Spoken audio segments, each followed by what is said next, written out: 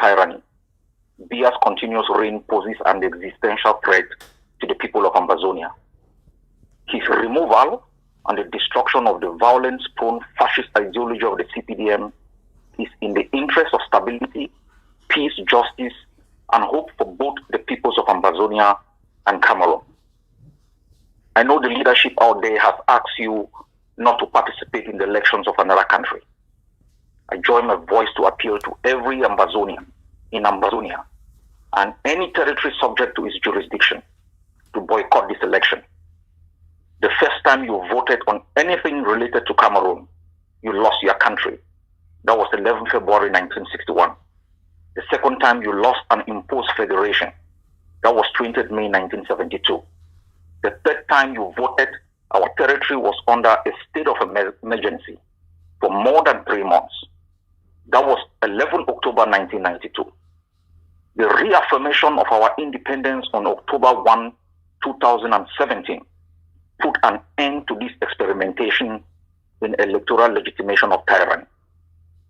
My people, in 1957, the French installed André-Marie Biya as Prime Minister to serve its geopolitical and security interests with the support to destroy nationalist movements seeking true independence for Cameroon.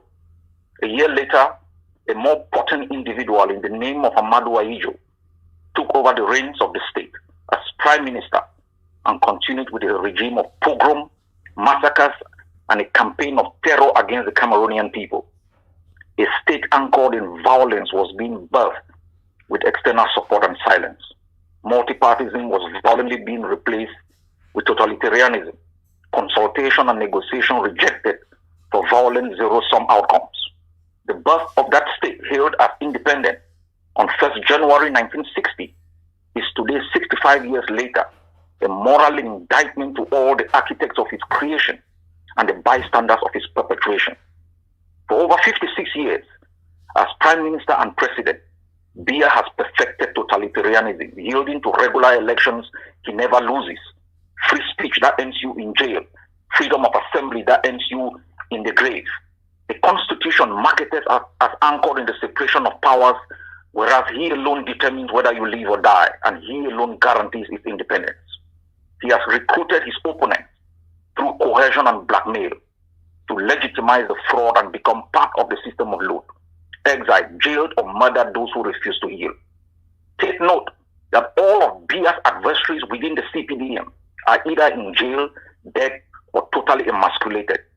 All those formerly in the opposition from the 90s are all dead, integrated, or emasculated. The choices presented to his opponents are stark and chilling, and the same fate awaits the current opposition in Cameroon unless they change tact.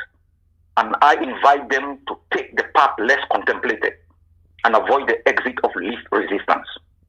This is what the opposition can consider. 1, come together and agree on a 2-year transition dedicated to 2 outcomes. 1, convene a constitutional conference that develops a democratic constitution, an electoral code, and a timetable for elections within 2 years. 2, begin immediate pre-talks with Ambazonia with the view of establishing a negotiations agenda as a foundation for genuine negotiations to commence immediately. A legitimate elected government is in place in the next 2 years. 2, establish a shadow government to begin work on the transition program, one that reflects the 8 regions of Cameroon. Select 2 persons from amongst your midst or neutral individuals to lead the shadow government as president and prime minister within a 2-year mandate.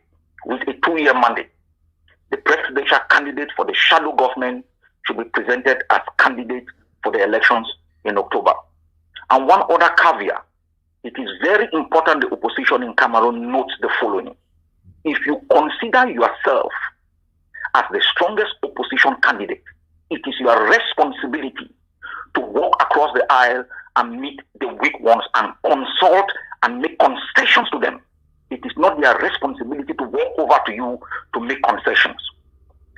All of you can decide that none of you put their candidacy for these elections and find a neutral person to head the shadow government with the view that after 2 years, you can stand as president. Number 4, Should Biya hijack the outcome, which is a near certainty, immediately transform the shadow government into the new government of Cameroon, seek international recognition and protection. If provided with military support, Ambazonia will be ready to host that shadow government. A shadow government is the statement of intent.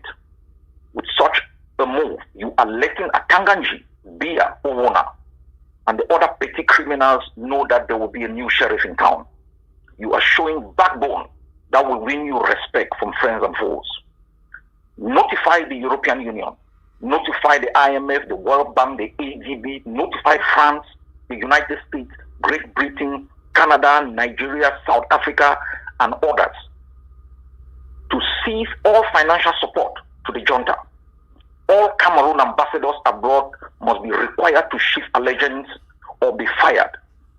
While no elections will take place in Ambazonia, should you people show backbone with a clear commitment to begin pre-talks with Ambazonia, especially after the elections of October, I will consult with other Ambazonians and consider calling on Ambazonians resident in Cameroon to support your platform.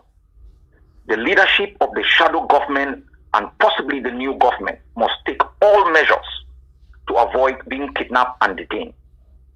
Biya and his cabal of looters must never again be allowed to use the institutions of the state to perpetuate a regime of violence that has made Cameroon an international ridicule. You cannot put your faith in miracles.